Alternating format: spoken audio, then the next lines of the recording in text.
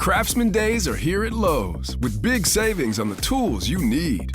Save $100 on the Craftsman V20 6-tool power tool combo kit, now at $199. No matter what the project is, Craftsman's high-quality, high-performance products empower you to build on. Stop by your nearest Lowe's store and check out the full line of Craftsman tools today. Valid through 6/18 while supplies last. Selection varies by location. The Nats Chat podcast party is coming up Friday, October 13th from 6:30 to 8:30 at Walters. Just like last year, we'll be hanging out, chatting baseball, and watching sports. 1-2 from the lefty. Swinging a blast toward left center field. This one is crushed. Young back toward the track at the wall. He leaps and it's gone.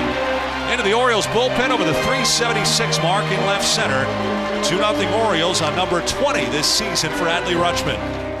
Now the 2-2. Swinging a ground ball left side past the diving shortstop Abrams. It's through for a base hit. Mullins will score. Hayes will turn and hold it first, and it's 5-1 Orioles.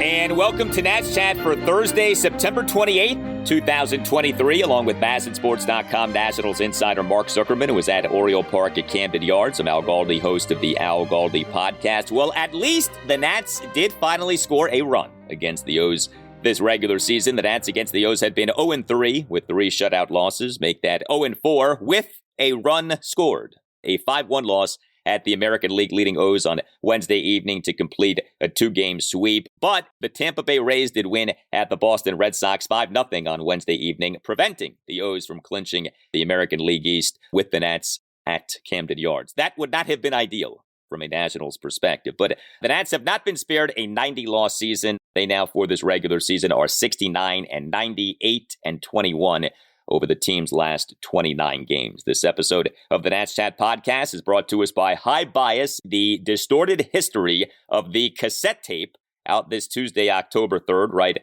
as the Nats offseason is getting going, written by Mark Masters. Visit highbias.com for more information. Coming up later in the show, Tim Shover's conversation with former MLB umpire Sam Holbrook, who was the home plate umpire for Game 6 of the 2019 World Series, the game that gave us the Trea Turner play. But Mark, the Nats have 3 games left in the team's 2023 season. You know, it really wasn't that long ago that the Nats were 61-69, and we were having visions of a win total in the upper 70s, maybe even 80s, dancing in our heads. But man, those days seem like a really long time ago now.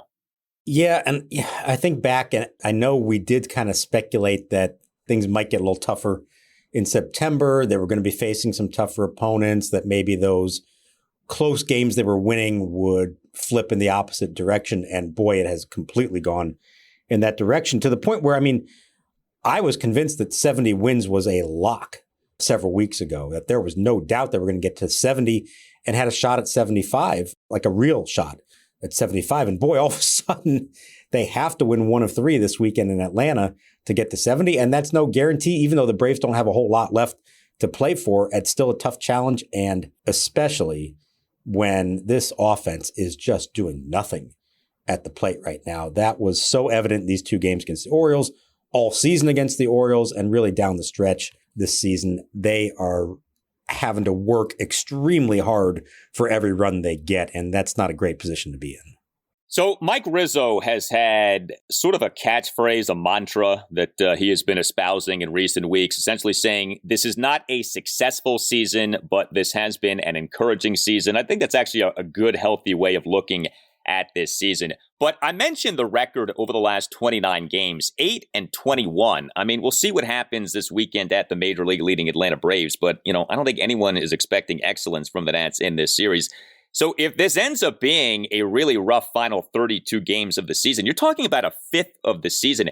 Do you think how this season is ending is changing the perception of this season? Or do you think the perception of the season was more or less locked in off the very good August that the Nats did have? Yeah, I don't think it should change anything at this point. I think you look in totality at what they've done this year, and more than the wins and losses, how they've gotten here and who has done what along the way. Now, yeah, I do think about the last week of August or so, when the kind of that peak point for them, that nice road trip they had, and then Davey got his contract extension, and we were led to believe that Mike Rizzo was on the verge of getting his as well. That felt like the moment that everybody around the organization was saying, yeah, we did it this year. We did what we needed to do this year.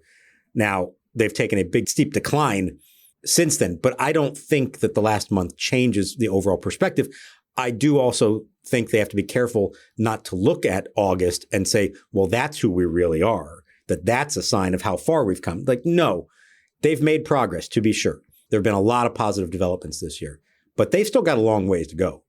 And I hope they recognize that. And I think they do recognize that whether they end with 69, 70, 71 wins, whatever that is, this next step that they have to take in 2024 is a much tougher step to take than I think the one they took this year. There's a lot of work still to be done, both in terms of the players that they're going to be bringing in from in-house and maybe out of house, but also just in the progress they make on the field with the guys they already have. Every single one of these guys needs to be able to come in next year and say, I can be better than I was in 2023. Yeah, I mean, the Nats are guaranteed to have made an at least 14 win improvement from last season. But I think everyone knows that going from 55 wins to 69 wins is a lot different than going from, say, 70 wins to 84 wins or 84 wins to 98 wins. It's funny how that is in baseball, but it's true. I mean, a 14 win improvement for most teams would be celebrated big time. I think in this predicament, you look at it a little differently because 55 is such a low win total that getting to 69 is like, okay, now you're at least in the ballpark of acceptable, but like there still is a lot to be done. Yeah, I mean, I guess this is more of a conversation for this weekend, but I think next season is massive. I think next season in a lot of ways could determine whether this rebuild works or not, because I think now we're still kind of in that territory of it could work, it might not work. There's a lot of things we don't know. I think we're going to have answers on some players and on some things by this time next year. So I think next year is shaping up to be a huge year for the Nationals. But we are not there yet. Still 3 games to go for the Nats in this regular season. As far as his 5-1 loss at the Orioles on Wednesday evening. So Patrick Corbin put a capper on his season, what does end up being a 4th consecutive bad season for him. Corbin in this game, 4 runs in 4 2/3 innings. He gave up 6 hits, a 2-run home run, and 5 singles. Issued 4 walks, recorded 2 strikeouts, threw 90 pitches over the 4 2/3 innings, 49 strikes versus 41 balls. I do, though, want to salute Corbin for the great defensive play that he made in this game. Bottom of the 5th, bases loaded, 1 out, Nats down 3-1. The Orioles' best hitter, Gunnar Henderson, is batting. Now the pitch. Swing and a tapper up the third base line. Spinner. Corbin fields. Backhanded flip to the plate. Out is the call on the force play. Caught by Ruiz on a bang-bang play at the plate. What a play by Corbin to pick it up along the third base line. For the 2nd out. What a play by Corbin. Now, he then issued a 2-out bases loaded walk of Jordan Westburg for a 4-1 Orioles lead. But we'll put that aside. That was an impressive play by Patrick Corbin. It was a fantastic play, an athletic play. We've seen him make good plays in the field before. He is an athletic pitcher and has done a nice job with that. And yeah, that was a nice moment and a big spot in the game. And then everything you know about Patrick Corbin happened right after that, because how does he follow it up? He has a chance to get out of the inning, keep the game within reach, and a bases loaded walk is how he follows that. And I think that tells you so much, is that he clearly has some ability. This is not a pitcher who's out there throwing up slop and has nothing left and his arm is hanging by a thread and he's running on fumes. That's not who he is. We talked about this last year.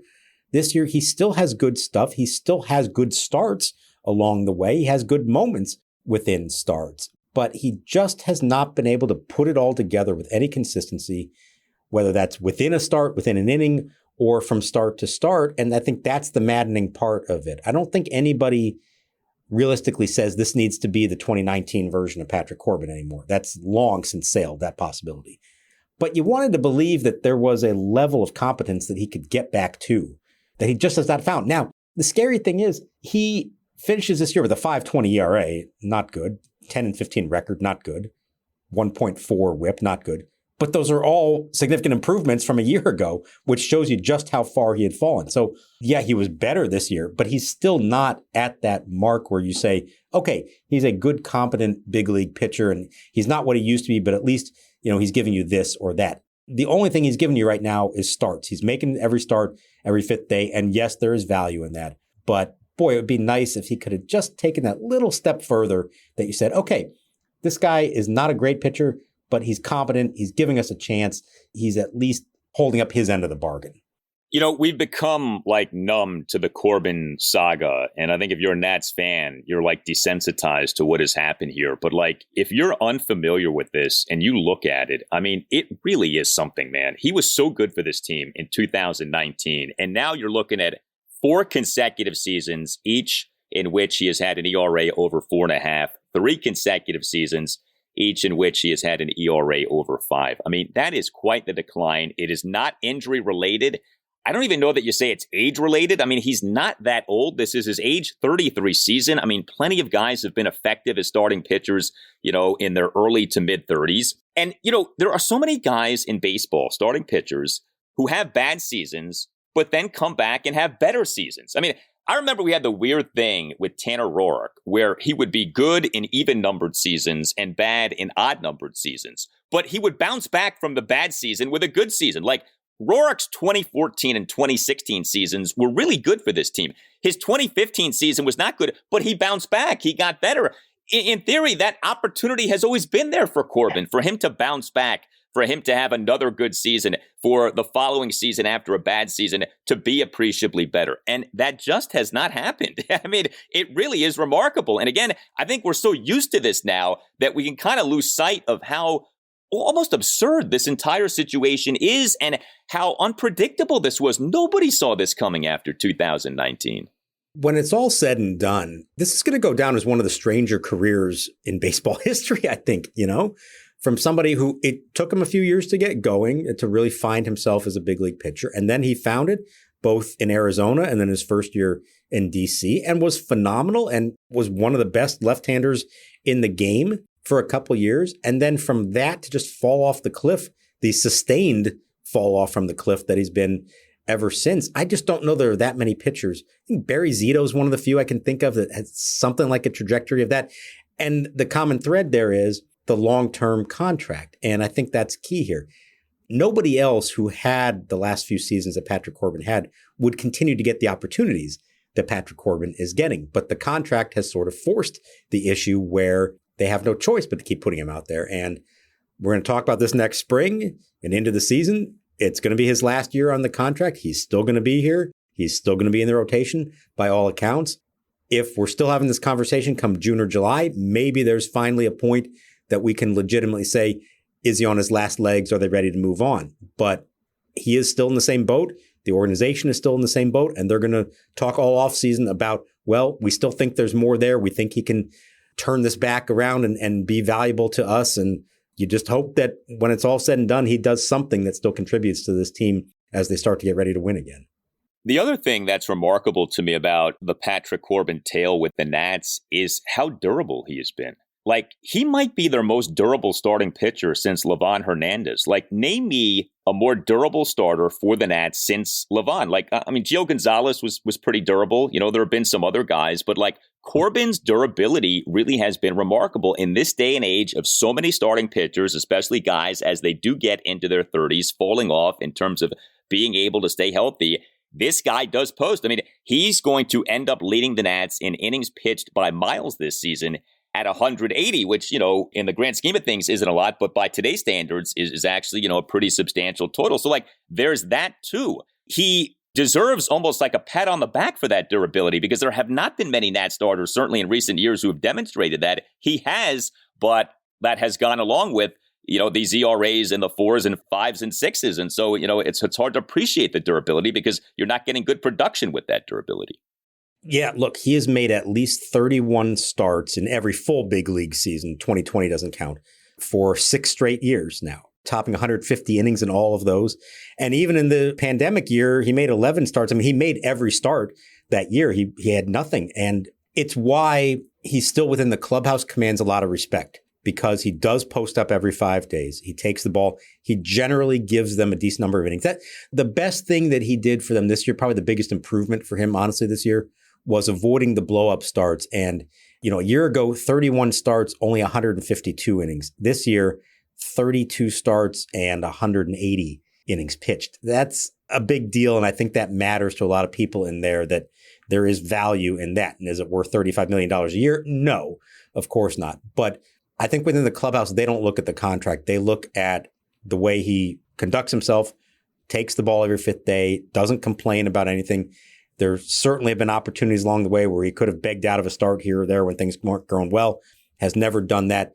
And for better or worse, he has been the leader of the pitching staff and trying to help some of these young guys learn how to be big league pitchers. And they all say to a man how much they appreciate that and what he has meant to them. And what's also funny, too, is, you see a guy decline like this, and so many times what ends up coming out is, well, there are issues behind the scenes. And at some point, there's some lengthy report or piece or article detailing a bunch of stuff that's been going on behind the scenes that's ugly and off-putting, but does explain the decline. We have not had that with Corbin. Like what you just said, every indication is that he's been a good teammate. He's been good in the clubhouse. He's not a malcontent. He's not been a complainer. He just has not pitched well. It's just as simple as that. He just has stopped being a good pitcher. Yeah, 100%. And I mean, there is stuff behind the scenes in a good way that he does for them. And I've seen bits and pieces of it. He takes care of his teammates. He's got a lot of money. He's got more money than anybody on that team has by a long shot. He takes care of them in gifts, in just assistance with stuff. He leads a lot of the team camaraderie things that they do.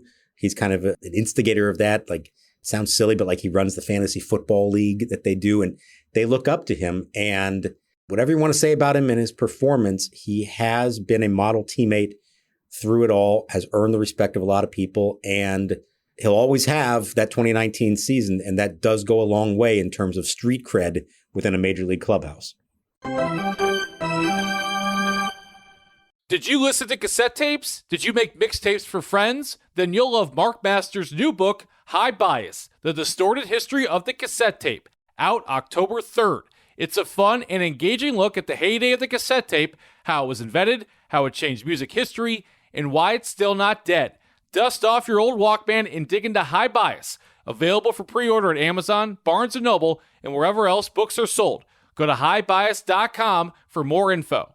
Hey guys, it's Al Galdi here to tell you about another great deal being offered right now by Window Nation to listeners of the Nats Chat podcast. Window Nation is offering you even more. When it comes to new windows, Window Nation always gives you more, but now Window Nation is giving you even more.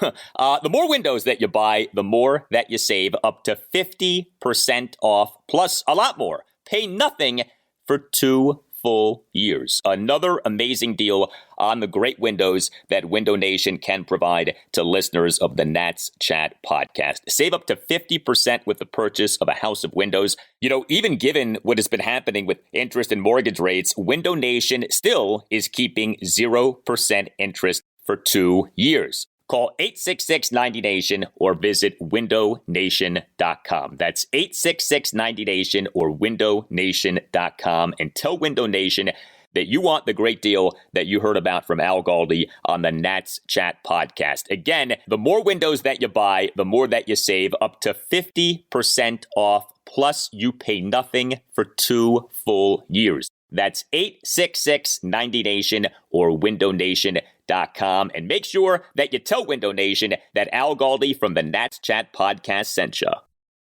Now the pitch. Swinging a line drive left field. Hayes on the run for this one. Can't get it. Plane in front of him on a hop. Rounding third is Smith. He's coming home, and he will score. Alou holding it first with a single slice the other way down the left field line, driving in his 15th run in the big leagues this year. And that is the first run the Nationals have scored in 4 games against the Orioles in the season series. It's now the Orioles 2 and the Nationals 1. Alou the tying run at first with 2 out. Well, we mentioned the Nats offense. It has been a rough go here for a while. The Nats on Wednesday evening, not shut out, but just 1 run, a mere 6 hits, a double and 5 singles, no walks. The Nats went 2 for 6 with runners in scoring position. The lone Nats run came on an RBI single by Jake Alou. He is the Nats starting left fielder and number 8 batter, 1 for 3 with that RBI single. Alou and the Nats 1-run 5th, a 2-out first pitch, opposite field RBI single to left field to cut the Nats deficit to 2-1. However, Alou made the 3rd out at third base. He was thrown out trying to advance from second to third on a 2-out infield single by center fielder Jacob Young. Now the set and the pitch. Swinging a ground ball by Young toward the hole. It's backhanded by Mateo. Off balance throw on one hop. Could not be handled by Santander. Alous trying for third. The throw there, and he is out. And the inning will be over on that play. What'd you think of that from Jake Alou? TOOTBLAN. We haven't had one of those in a while, but he was thrown out on the bases like an nincompoop. Unfortunately, and a chance that one of the only chances they had all night to get something going, and he just ran them out of that inning. It's not the only reason they lost. They had, very little else going on offensively, as has been the case far too often. But you can't force the issue like that unless you know you're going to make it. And he did not. Look, the Orioles pitched well, and that has become their calling card, and good for them for that. But I keep coming back to this thing about the lack of walks. No walks in the game. We see this night in and night out. They draw one, they draw two. They're last in the league in walks and last in homers, point that we've made over and over again. And we'll see next week when the season is over would be the time that if there were going to be any changes that we would hear about it. I'll be curious if there isn't some discussion, at least at the end of this season, with David Martinez and Mike Rizzo about the coaching staff and if there are any changes they think could be necessary. And I'm not trying to single anybody out here or suggest I know anything's in the works. I just think you look at in totality offensively what they've done and where their deficiencies are. And I don't think you can get to the end of this season and just say, yeah, we're fine with that. Whether it's a change in personnel, coaching, whatever that is, or just philosophy, whatever that is, you can't look at this and say this is satisfactory and, well, they'll just naturally get better as they get older. There are, I think, some fundamental things about the way they go about their hitting approach that just has not worked and needs significant improvement. So one of the things that became apparent with the Mike Rizzo extension was that part of the negotiations between him and Mark Lerner was, hey, those beneath you, what's going to be happening with them, right? And that was a part of those talks. I wonder if that was a part of the Davey Martinez contract extension talks. Now, his deal got done a lot earlier than Mike's got done. And I don't know if in season you want to be telling Davey, yeah, these guys on your staff, they're going to be gone at the end of this season. But I mean, you got to think this came up in some form, right? Of, hey, we're giving you this extension, but, come the offseason, we're going to have some conversations about these coaches. Do you think that there is an understanding in that regard? I think there's an understanding that there's going to be conversations. Now, I don't know what that will result in. It may not result in any changes, but I've asked around a little bit, and the sense I've gotten is nothing's been determined yet. But yeah, when the season ends, they are going to sit down and go over all these things, as you should do in a good year or a bad year. Let's make that clear. But everybody on the staff, their contracts do expire. Remember, a year ago, we found out they had all gotten 2-year deals when they came on with him. Well, that's not the case. Everybody is, contract expiring at the end of this year. And I think you have to evaluate everything. We're talking about hitting here, but you evaluate the pitching, you evaluate the defense, base running, all of that stuff. And you have to get to the end of this and say to yourselves, where can we get better? Where did we make improvements, but where is there still more work to be done? And just because the manager has been re-signed and has been sticking around here for a while, that doesn't guarantee him the right to just pick anybody that he wants on his staff or just to say we're keeping things intact. I don't foresee an overhaul. I don't think we're going to see massive changes across the board, but I would not be surprised if one or two positions in particular they did decide to go in another direction. Well, if you're looking for something else to cling to for the Nats offensively on Wednesday evening, C.J. Abrams, he is the Nats starting shortstop and number one batter, 1 for 4 with a single and a stolen base. So Abrams now on the season, 44 stolen bases, the most stolen bases by a Nats player in a season since the franchise came to D.C. Trea Turner's 46 in 2017. So Abrams is too shy of that mark. You would think that he's going to get to that. I mean, you can't assume anything. But I think it's tricky with the bigger bases. Like if you have to assess what is the best base stealing season by a Nats player since the team came here. So, you always want to look at total steals, but also the success rate. So Trea Turner in 2017, 46 of 54. Abrams this season, 44 of 48. But I guess we'll have to wait on Baseball Reference or some other sabermetric site to come up with an adjusted steals number. Like, how do you do the compare and contrast stolen bases now versus stolen bases in yesteryear when the bases weren't as big? I think that's going to be an interesting thing to look at. Yeah, it's a good point. It would be fascinating if somebody could actually go back and watch them all and say, well, they've got stopwatches on all these things and say, okay, the smaller bases, it would have taken him 0.2 seconds longer to get there. So therefore he would have been out on 7 of those attempts or something like that. I don't know what if it is possible. But yeah, this is going to be interesting from like 2023 on, kind of like we look at the dead ball era way back when in home runs. We kind of have to look at the same way now with stolen bases. So there is a little different calculation to it. But that said, I was looking at this last week. There aren't that many guys with huge totals in the 30s and 40s and beyond. Everything is up across the board. Yes, more stolen bases and the percentage has gone up for everybody. But it's not like they're just running wild out there and that you've got, this isn't the 1980s where you've got all these guys up in the 70s, 80s and approaching 100. It's Ronald Acuna and then some guys in the 40s. So I think CJ Abrams legitimately is one of the best base stealers in the league. And the remarkable thing with him, as we've talked about, almost all of these have come like since July 1st or so, whenever it was that he moved up to the leadoff spot. He didn't steal a lot when he was sitting at the bottom of the order. So I'm really interested to see next year, assuming he leads off all year and he stays healthy and he keeps getting on base. I'm really curious to see how far he can take this. He could be a 50, 60 stolen base guy when it's all said and done. Yeah, I mean, he's got the speed for sure. Nats bullpen on Wednesday evening. 3 relievers combined to allow 1 run in 3 1/3 innings. Andres Machado allowed a run in 1 1/3 innings. Corey Abbott, who, if nothing else, does generate some strikeouts. A perfect bottom of the 7th, 3 strikeouts, all of which were called strikeouts. How often do you see that? And Thaddeus Ward, he tossed a scoreless bottom of the 8th despite giving up a 2-out single, then issuing a 2-out hit by pitch, and then issuing a 2-out walk. I think we're seeing why Thaddeus Ward never got that start that got talked about for so long. Yeah, they're going to let him start in the Arizona Fall League, and I think they realized that putting him out there for 4 or 5 innings against some of these lineups he'd be facing down the stretch would probably not go so well for him. We've touched on this. We'll see where this goes from here, but he was the number 1 pick in the Rule 5 draft. And usually, I know the success rate of the Rule 5 is not huge, and there aren't that many players that come out of that. But they had their choice of anybody. This is who they chose.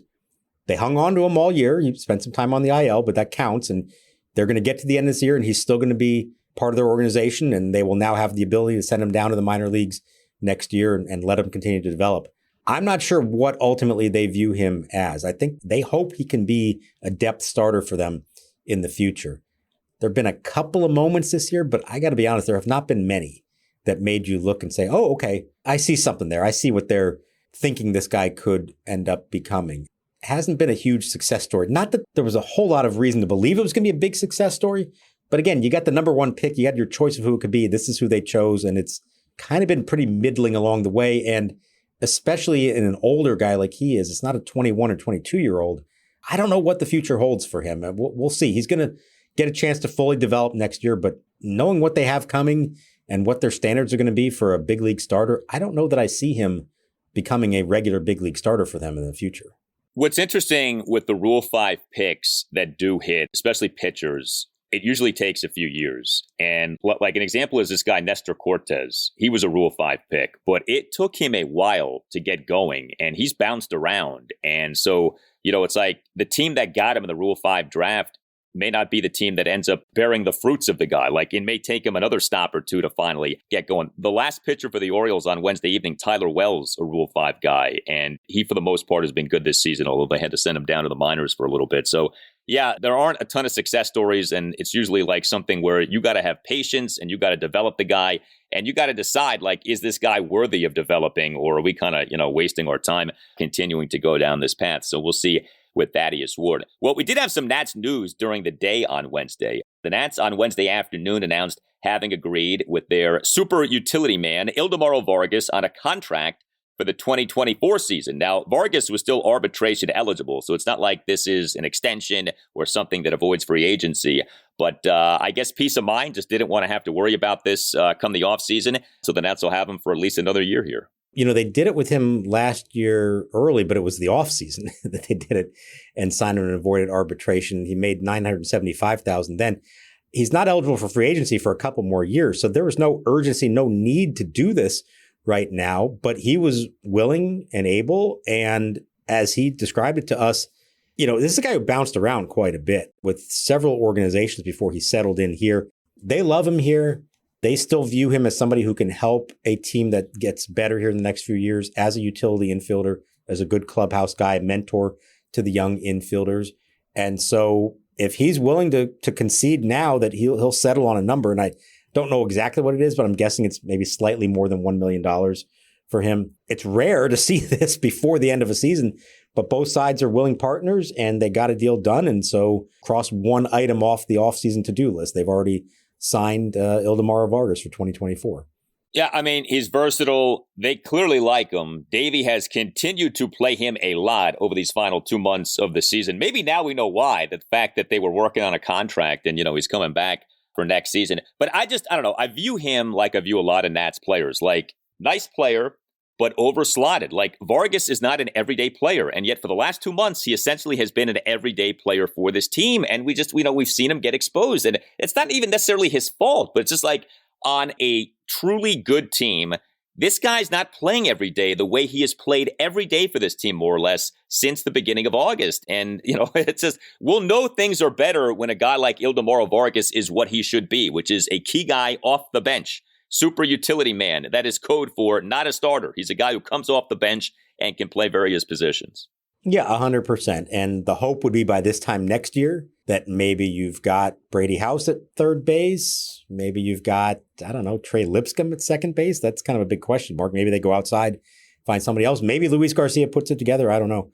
But you would like to believe that by the end of next season, they have legitimate everyday players at those positions. And Vargas, while still here and still getting the occasional start to fill in for somebody, is in much more of a bench role than he has been. You need stopgap players in the interim, guys with a good attitude. Even when they lose, he's always upbeat. They love him for that. More productive last year than he was this year, I think. Did not do a whole lot offensively, but he is very smooth in the field at a variety of positions. I mean, he actually played 6 different positions this season. Second base, shortstop, third, left and right field, and even pitched a couple of times in emergency. And apparently he's been working on the side on his catching skills just in case they ever need the emergency. God forbid 2 guys get hurt in the same game. They need him. He has donned the mask, the tools of ignorance, and is learning how to do that. And perhaps someday it will come to that, but hopefully not. Well, he is their designated position player pitcher for when they're getting blown out. Like that has become a role that he has filled on more than one occasion here these last few years. Well, this episode of the Nats Chat podcast is brought to you by High Bias, the distorted history of the cassette tape, out this Tuesday, October 3rd, right as the Nats offseason is beginning, written by Mark Masters. Visit highbias.com for more information. Hit us up on Twitter at Nats_chat. You can email the show, natschatpodcast@gmail.com. You can check out our website too, natschatpodcast.com, in which you can buy a Nats Chat Podcast t-shirt. Don't forget about the second annual Nats Chat Podcast Party happening at Walters. That'll be on Friday evening, October 13th at 6:30. All Nationals radio highlights on Nats Chat are courtesy of 106.7 The Fan. A thank you to Tim Newmark for the Nats Chat Podcast music. Visit timnewmark.com. Next up for the Nats, their final series of the season, a 3-game set at the Major League leading Atlanta Braves. Game 1 Friday night at 7:20. And the Nats starting pitcher for that game will be Trevor Williams. For Mark Zuckerman, I'm Al Galdi. We thank you for listening, and we'll talk to you next time on the Nats Chat Podcast. First pitch to Turner, and a full swing and a dribbler up the third base side. This is going to be a tough chance. Peacock hurries his throw, and the ball gets away. The ball through Gurriel down the right field line. Gomes is going to head for third and Turner to second as Gurriel's glove got knocked off, and they're going to call Turner out for being out of the baseline. Oh, my. So instead of second and third, they're going to send Gomes back to first, and Turner is out for being out of the baseline. Pleased to welcome on a former MLB umpire you've probably heard of before, Sam Holbrook, retired umpire who began his career in the big leagues in 1996. Sam is the honorary guest for the Umps Care Charities East Coast Golf Classic on October 16th at Westfields Golf Club in Clifton, Virginia. Sam, we're going to jump right into it. You were at a game that Nats fans remember very, very well. Though the moment wasn't a fond one, the victory was for Nats fans. You were the home plate umpire in Game 6 of the World Series in 2019 in Houston between the Nats and Astros, the famous Trea Turner play. And Davey Martinez is livid at Sam Holbrook. He's saying he's on the outside. Davey is livid. And he wants to talk to Sam Holbrook, who's coming over. Do you remember that moment at all? Oh, yeah, absolutely. It's one of the bigger calls of my career for sure, that being the World Series.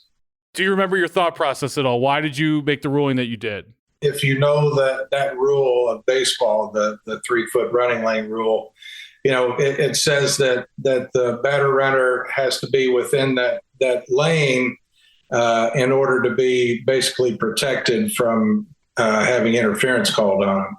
And Trea wasn't running in the lane at all. He never was in the lane.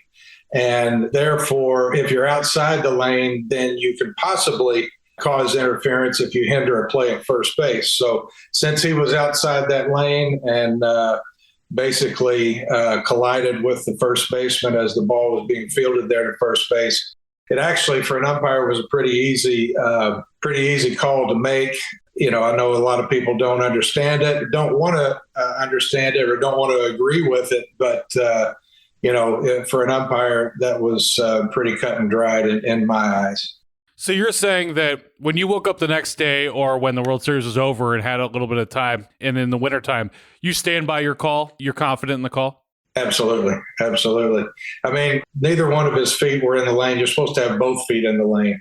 Neither one of his feet were in the lane. And the second part of it is if you hinder the play being made to first base, which he basically ran into the guy who took his glove off and all that stuff like that. Yeah, it was a pretty, like I said, pretty easy call to make for an umpire if you're sitting there and watching it. I know in the heartstrings of a lot of Nats fans, they didn't agree with it. There may have been other people that didn't agree with it as well, but for a trained major league umpire, that was a pretty cut and dried call. So Turner is out and Gomes goes all the way back to first, and Martinez is steaming, pointing up the line, saying this is where Turner was running, right down the line.